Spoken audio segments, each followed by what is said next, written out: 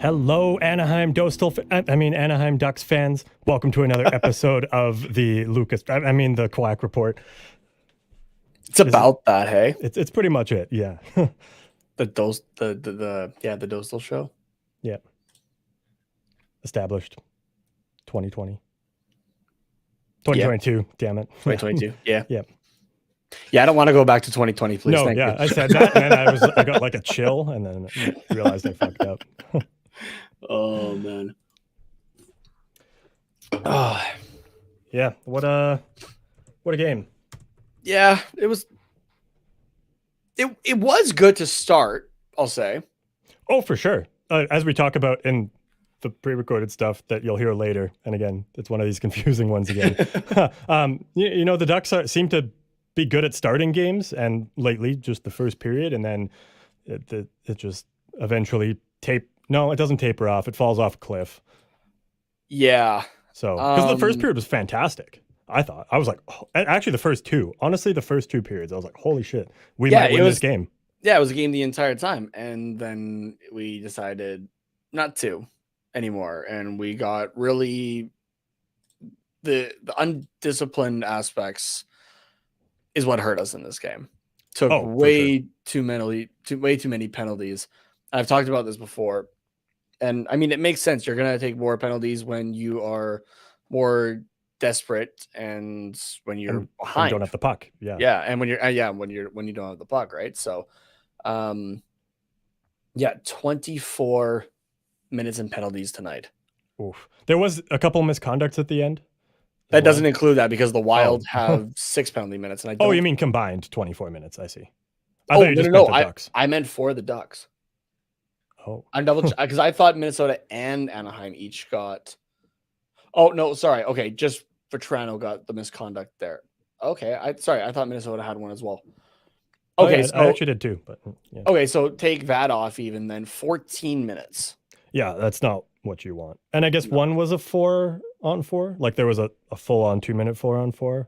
Yes. So yeah, and so that's how you get to the 6 power plays for Minnesota. But, yeah, that's where they luckily only capitalized on one. Fucking somehow, yeah. That's one to. That's definitely an outlier to pad the stat for the penalty kill, but like that's unbelievable actually. Yeah, and like we were talking about, the first and second were pretty even, and even honestly, even in the shots. The first maybe not as much, but it's still fairly 9-4. The second period 14-12. Both periods in favor of Minnesota, and then the third again falls off a cliff, 19-6 for Minnesota. Yeah.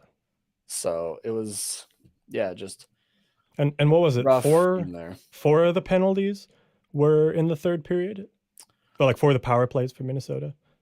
Or 3 of them? No, 2 of them. Really? Only 2? Yeah, because there was Kulikov tripping Kaprizov there, and then there was Vetrano. Vetrano slashing Hartman. Right. And then Minnesota had the late penalty for hooking. Okay. Where Vetrano also got a misconduct. Gotcha. So, okay. Yeah, no, I honestly thought there was more. Like I felt like there was more penalties that we took in the third, but I guess not. Yeah. So, and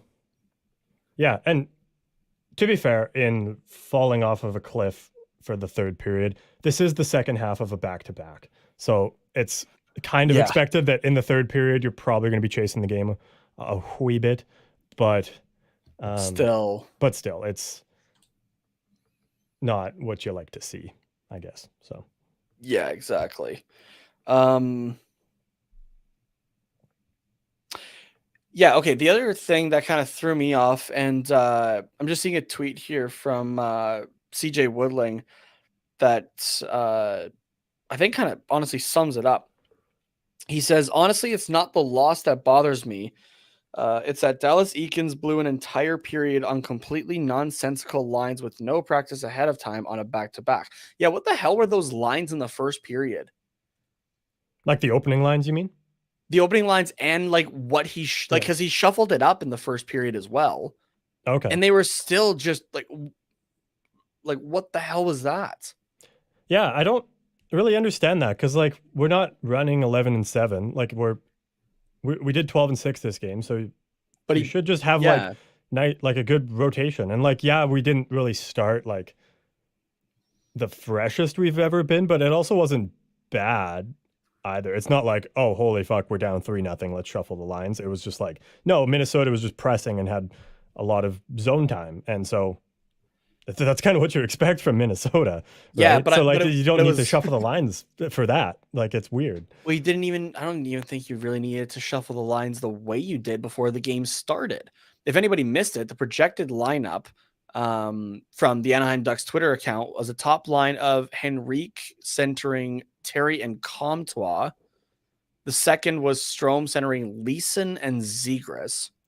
Yeah, that one's weird to The me. third was McTavish centering Silverberg and Vetrano. And then the fourth was Carrick centering Magna and Kirkland. That fourth one is the only one overly that makes sense. Yeah, it does. Like Henrique and Terry together, sure. Zegras and Strom together, sure. But McTavish centering Silverberg and Vetrano. Honestly, that one I'm fine with, is it because Jones is out, right? But right, but I don't get why you wouldn't keep Leeson with McTavish and sure have Vetrano there and put Silverberg in the top six. Like, why does yeah, Silverberg have to be on the third line? He hasn't been in the top six all year. exactly. Has he been You've great? No, but like, what? I just don't get it. yeah, and you've had one of your mind you, they have their good and their bad games. We've established what the top line is. It's Yeah, Zegras, Henrique, and Terry. yeah. Like, why? What? Why would you split that up? I don't understand. Like of all guys to put there, Comtois is a good choice, I guess. But like I would have been fine with Zegras, Henrique, Terry, and then Strom, Comtois, Leeson would have even been better. Like because that top line's still together, right? Yeah, I don't know. It's just it's back to the thing where I I defended like earlier in the season where okay, let's try and spread out the wealth a little bit and not make it so that we're a one line team. But when the one line you put together is like one of the best in the NHL, who gives a fuck what the other 9 forwards are doing anyways? Just exactly. like at this point in the season, it doesn't fucking matter. You're not And going to I'm win. yeah, and I So mean the fact that we had to it was okay, yeah, we'll change it up. And then that clearly wasn't working for you. And then you go, okay, let's change it up again change rather it up than go back differently. to what we know works. Yeah. Right. Like I do kind of agree with CJ there. It was a waste of a first period. yeah, like With just with lines that just have no practicality to them whatsoever. And if you're on a back to back, I doubt these guys even practice together. if yeah, because that's what As the lines were lines. last night. Yeah, exactly. This makes no sense whatsoever. Like, I forget who I saw tweet it, but it was basically just like that. Like that felt like something that was okay. How much can I intentionally fuck up and still not lose my job? Yeah, right. Right? Like this was just brutal from the start there. So Yeah, and yeah, I don't know, it's weird. Like that's it's not that you can't do it, but I don't think I've ever really seen, barring injuries, a coach shake up the lines on the second half of a back to back. And if yeah, they do, it's because the team laid a fucking egg in the game before. So you go back to something else that you've at least done before. This is brand new, right? Like yeah, the it fourth makes no line is sense. made up of guys that have played less than 10 games this season. Oh, and my favorite part about it too was again, you'd think, okay, go back to what you think works. So Henrique and Terry, if we're talking about that top line, we know those two work together. Mm-hmm. And we know the third guy that's part of that equation is Zegras centering, right? Yeah. Rather than Henrique. Mm-hmm. What Dallas Eakins decides to go to is Henrique centering Terry and Justin Kirkland, Yeah. who we talk a little bit later, like on the pre-recorded part, but just for those who are here for the live section, This is Justin Kirkland's second NHL game. He played his first one last night, where he had 2 shots on net. Yeah. So like, it's nothing against Justin Kirkland. That's just not a top line guy. Yeah, like the guy in his second game, like throwing a guy to the fucking wolves. Like, oh hey, don't fuck up, by the way, because like even though it's your second NHL game, but we're gonna put you up against Kirill Kaprizov and who's on that? Was it? It's like it's Zuccarello and who else is on that line? I don't remember. Boldy on that one, maybe.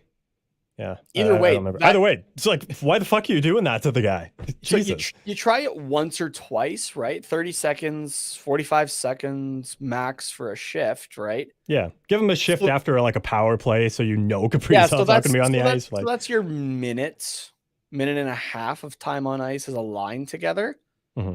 That line got thrown out for just over 3 minutes. Why? That's a. What is that? 5, 6 shifts? Yeah, something like that. Yeah, like yeah, that's a few too many for me. I don't think they got scored on though. So like, at least there's luckily, but their expected goals against was 4 times as worse, or was 4 times worse than their on ice expected goals for in that 3 minutes. It's not like massive numbers on the expected against, only at like 0.128. But when you throw them out there for 3 minutes and it's a 0.04, like they're not like that. That's the equivalent of, when it's the equivalent of like if you're 17, like 16, 17. 18 even, right? And you're like, okay, like, see your parents, like me and my friends are going to do this, and they go, okay, take your little brother or your little cousin or something like that, and they're like a 2-year-old, and suddenly you can't go do adult things because you're handcuffed because of this adult, because you're 16 right? or 17, but yeah, okay, teenager okay, things. Sure. Okay, how about this? You're in southern Alberta where we are, or actually no, you know what, you're in California, it's 21 to go to the bar. Right. And your parents say, hey, take your 16-year-old cousin. You can't go to the bar anymore. Yeah. And you had to shuffle this kid somewhere else. Right. That's what Terry and Henrique were doing with Justin Kirkland. Yeah, basically. Yeah. So, and like eventually it was okay. McTavish, Leeson, and Comtog got put back together for a total of 1:39, 5-on-5.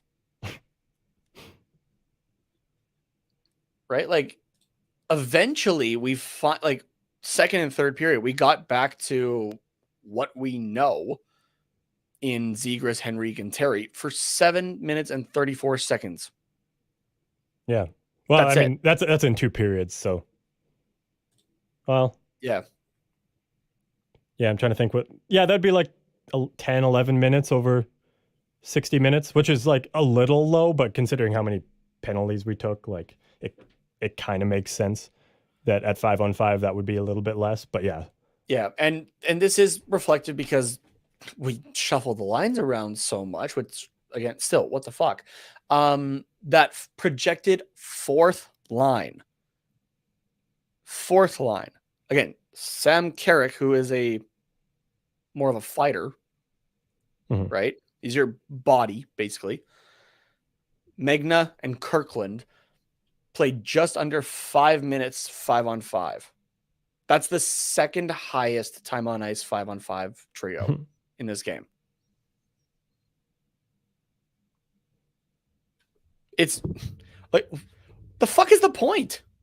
Yeah, it's just so weird, man. Oh, just like, I'm trying to figure out just some inkling of rationale behind the decisions in the first period, because again, like, we got back to normalcy in the second, that was fine, and then the third period became a shit show as it was a parade to the penalty box.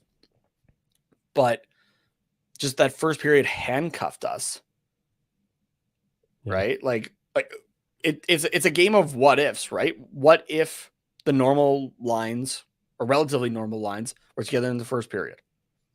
What might have happened? Right? Yeah, I don't know.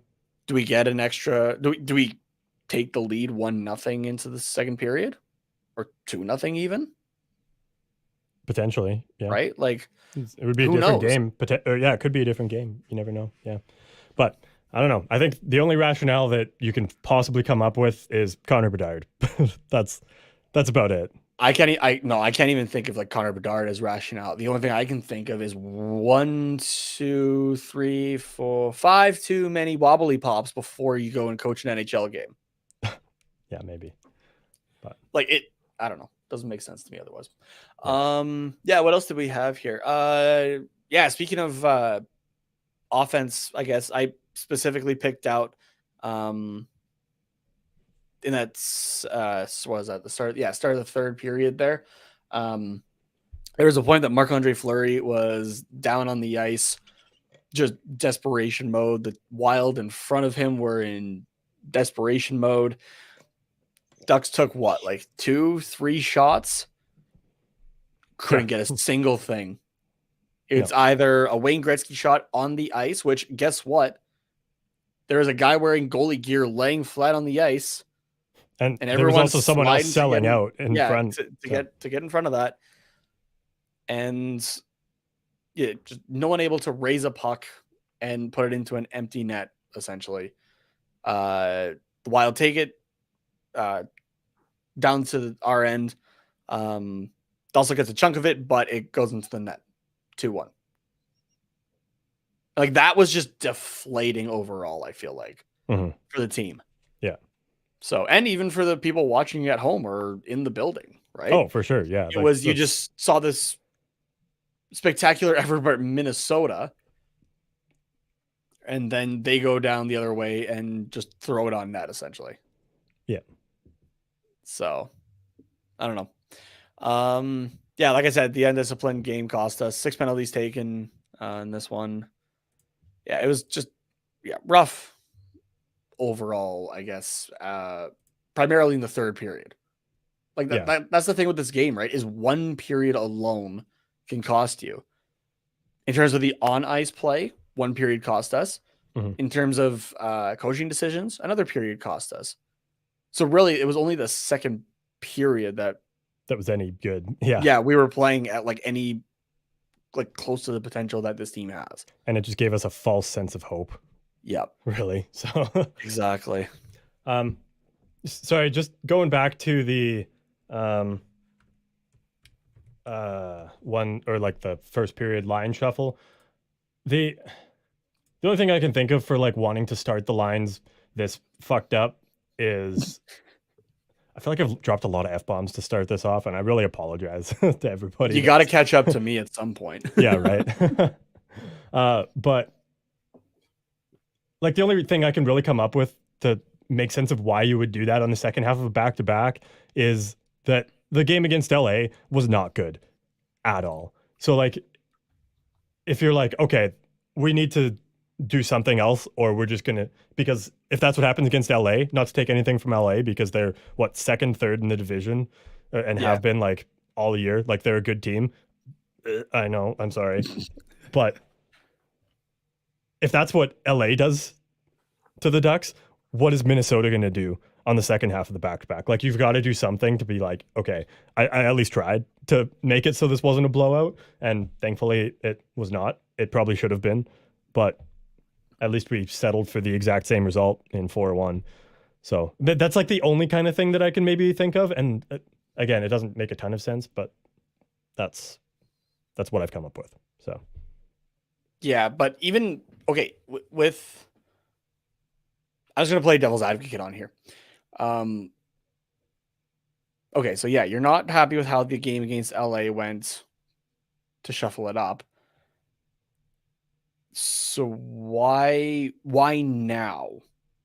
Why not 6-1 loss to San Jose? Why not 3-0 to Ottawa? Why not 7-0 to Toronto? Like, so many more games could have been okay, let's try something different over the last 2 weeks. With that, why though, now? With that, and though, why on a back-to-back where you have no practice time whatsoever? Yeah, with that, it's not like for the other games, if we got we I don't know how to say that. We'll say we. Say not a shutout loss. Hey, nice. Which we will get to some of the more positives and like that in a little bit, but got to get all the aggression out first. I guess besides the Ottawa-Toronto one, that one was a back-to-back, and I don't remember what we did for Toronto in terms of shuffling the lines, if I that don't happened at all. know if we really did a whole lot. Yeah, but if I was Dallas Eakins, my stupid rationale for this would be, okay, yeah, we sucked in the game against Toronto. We sucked in the game. Actually, no, then we beat Montreal and Edmonton. But okay, here we go. Going back to San Jose. We sucked against San Jose, but it's okay. We have a day or two to practice that we can work on the things. So we'll keep the lines together, but we'll like work on improving in practice. Okay, we sucked against Toronto, but we'll work on improving these things in practice. Whereas when you're on the back-to-back, you can't just like improve on, say, something that you saw that you think you could fix in practice. So you just shuffle the lines so that it just doesn't happen again, I guess. I don't know if that was a coherent thought or not, but again, I'm embodying Dallas Eakins here, so it's not supposed to be the most coherent thought you can come up with. Yeah, no, that's fair. I don't know. I'm just trying to figure something out here. Like, it doesn't make sense to me either, but yeah, like your offense over the last 3 games, which again, 5-2 win over Montreal, 4-3 win over Edmonton, and a 4-1 loss to the Kings. Still, you scored 10 goals over those 3 games. That's more than you had scored in the previous 5 before the Montreal game. Mm-hmm. Where really you only scored in 3 of them, and you scored 6 goals. Yeah. So really, you should just chalk that Kings loss up to, you know what, we weren't ready to play. They were, and they kicked our ass. And we were in their barn. And, it's difficult to play there because of the rivalry, right? So then you should just run the same lines. Road trip. Yeah. So you should just run the same lines for this one. Be like, you know what? That one was an egg. That we'll just take the L. I mean, there's been lots of eggs, big fat, juicy stinkers this year already. But that one's one of the ones where you should just be like, you know what? We're going to write it off and we're going to run the same lineup again against Minnesota because this is the lineup that worked against Edmonton and Montreal where we got a win.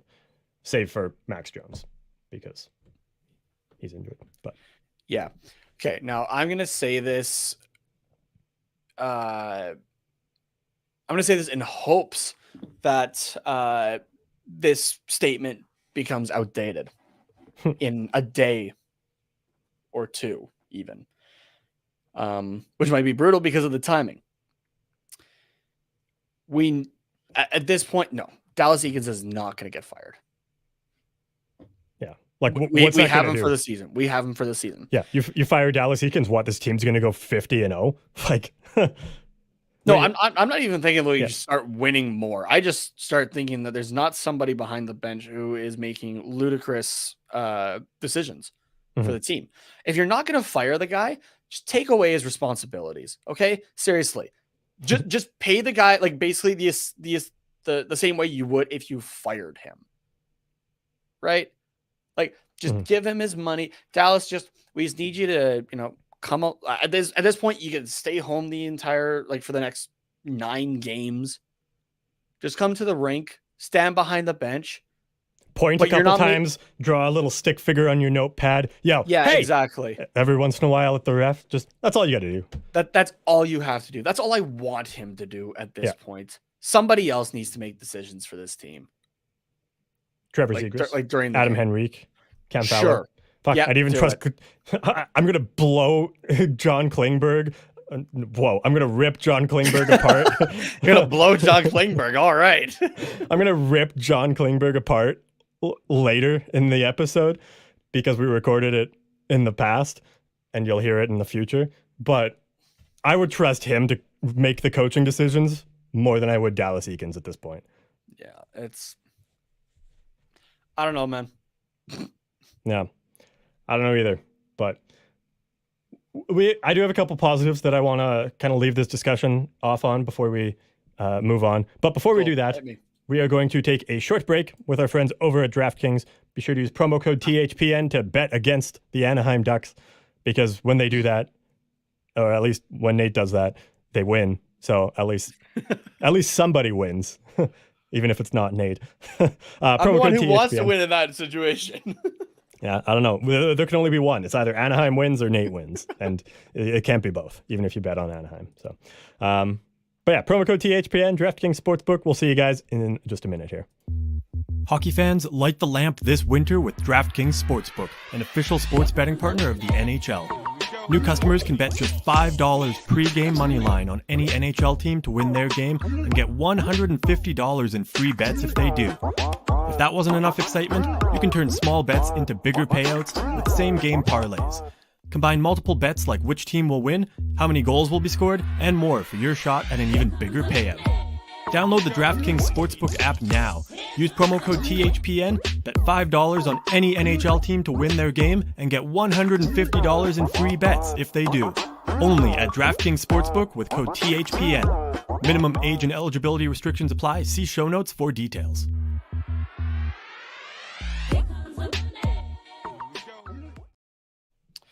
Okay, you know what? Not the coming game against Calgary, the game against Vegas, though. If Anaheim gets a lead, I'm just betting on Vegas right away. Okay. Just to, just give myself some money. I think the worst part about this loss tonight, we lost in front of Getsy. Oh. Is he going to come out of retirement at least? That would be nice.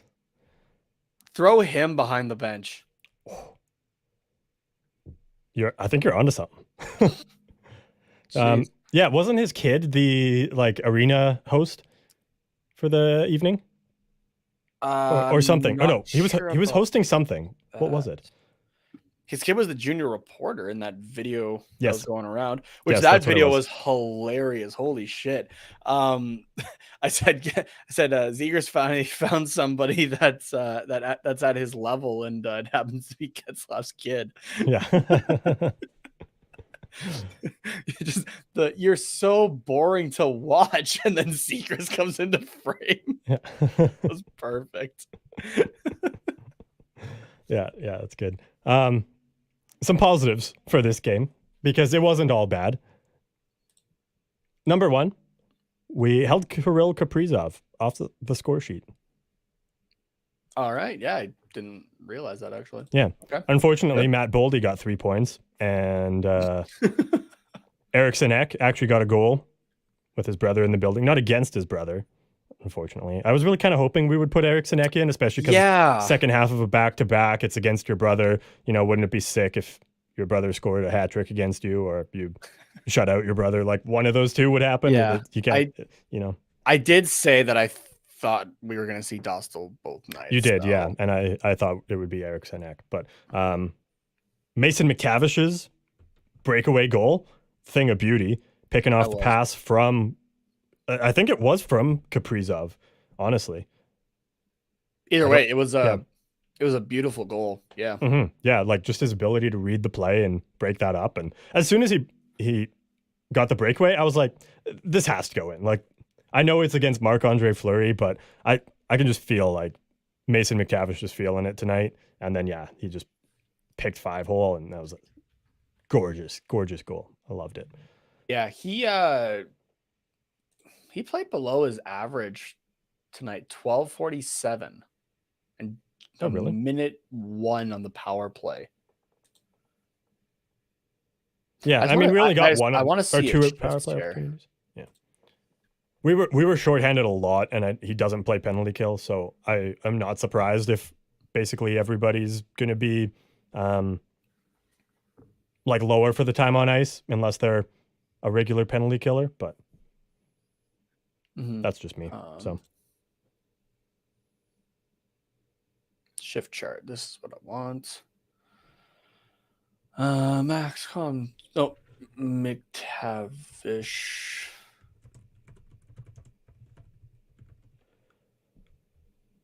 Are you looking on Hockey Reference? Or are you no, I was looking at Stat Trick, but yeah, Hockey Reference might be better. Yeah, I was trying to find shifts per period. Oh yeah, I don't know about that, but in terms of, I've got it up here. So Okay. Before tonight's, oh no, sorry, this is, yeah. So before tonight's game, so against LA, he had 20 shifts, 24 against Edmonton, 23 against Montreal, 24 against Toronto, and 23 against Ottawa, and then basically anything in between those numbers for the foreseeable past for a good chunk of time. For tonight, they have not updated his personal page, but I think Money Puck might have it here. okay. 17. Yeah, that's definitely lower. That is a smaller number for sure. And he's the guy that got the 1 goal. Yeah. But again, doesn't play penalty kill, and we were on the penalty kill for almost 12 minutes. So yeah, no, that's true. I don't know. It's just, yeah, it's curious. Oh, I guess curious is a word. That's a yeah. It's a word. Yeah. The other thing that I think is a major positive for this game is Lucas Dostal, especially on the second half of a back-to-back where he played in both games, stopping 41 of 44 shots, I think was the final count. 38 of 41. 38 of 41. Oh, they've got 40. Oh, I guess one's an empty net, though. So yeah, 38 of 41. Yeah. For a 927 after playing the second half of a back-to-back that you also played in. Yeah. That's all right. I very much like that. So, is goal save above expected a negative 0.5, but that's still kind of right around where you should be, because I think it was a 0.1 when you're getting shelled on a back-to-back. Yeah, and he faced 41 shots the night before too, so 82 shots in 2 nights, and you stop. I forget if the Kings got an empty net. I don't know, they didn't. So, and you stop -7 of those, 75 of 82. A 915 save percentage. Yeah, that's okay. that is just fine by me. So I like that.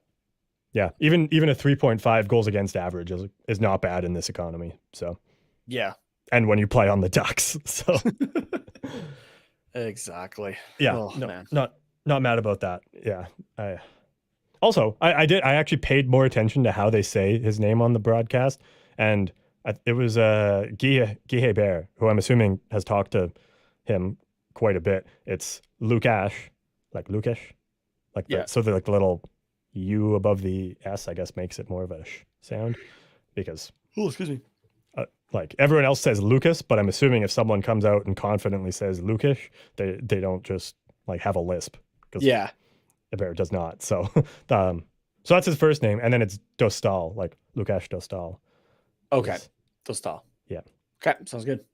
Yeah, that's how I remember Guy Hebert saying it. So. All right, cool.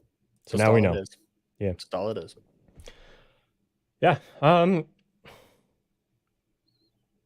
I don't know. I don't really have anything else to say about this game that hasn't already been said. So. Yeah, I got nothing else either here for you. Yeah. I was fully ready to blast John Klingberg. That's what I was trying to say earlier, blast, but I said blow instead. There we go. I was like, why did I say blow? But yeah, I was fully ready to blast John Klingberg like the whole game. He was under the microscope for me, and I mean, I don't think he was great, but there was nothing that was like glaringly obvious like I'd get into against the Kings. So expected goals against of a 0.9. What was the actual? His actual was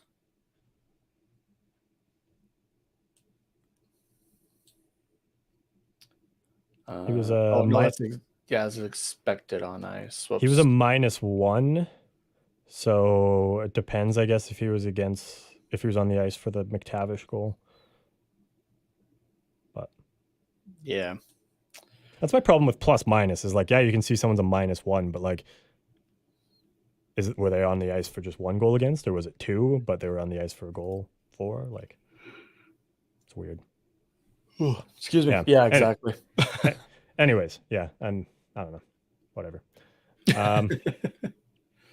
You live to see another day, John. I will not come and blow you today. Okay. I'm not even thinking about it. Like at first I was, but I'm not, like right now, I'm not even thinking about it in a dirty way. Mm-hmm. I'm thinking of this moment from you watched Gotham, right? Oh, yeah, not all of it, but like I Okay. watched a good chunk of it kind of as it was coming out. There was one, I don't even remember what the context. Oh, it was the one guy. I think he's dressed up as a knight in it. I don't remember Batman? offhand. Is it Batman? No, it's not Batman. The Arkham Knight? No. No, like he's dressed up like it's like a medieval knight kind of thing. And I forget who it was. I feel like it was Alfred. Pulls out a bazooka and like fires it like directly at this guy. Jesus. and hits him and kills him like the same Gordon, I think is what it is. And like just that's where my mind went to. You're gonna blow him. All right, you got the bazooka out. I mean, that would be preferable to the other one that we were thinking of. So yeah. Okay, well, yeah, I guess that's about it for this part of the podcast. If you're listening to the podcast version of this, then we'll hop over and you will then now hear about the LA Kings from past us. So have fun with that. And if you're listening to the live post-game version of this, then thank you guys very much for tuning in. If you just happened across this video because you were searching for somebody to wallow in sadness with after this loss, we are the Quack Report. You can follow us at Quack Report Pod, Twitter, Instagram, YouTube, obviously, because that's where you found us, or Twitch. That's also probably where you found us. So, yeah. And then, Nate, if people want to follow you and share in the sadness, where can they do that at? You can do that with me on Twitter at Tatenamas, TATENHOMAS. Cool. And if you want to blast John Klingberg with me or the other thing, you can do that at Carter_Potts, POTTS_97 on Twitter. I'm just kidding. Just only rip John Klingberg. That's all I want to do there. But thank you guys very much for tuning in. Go Ducks, go.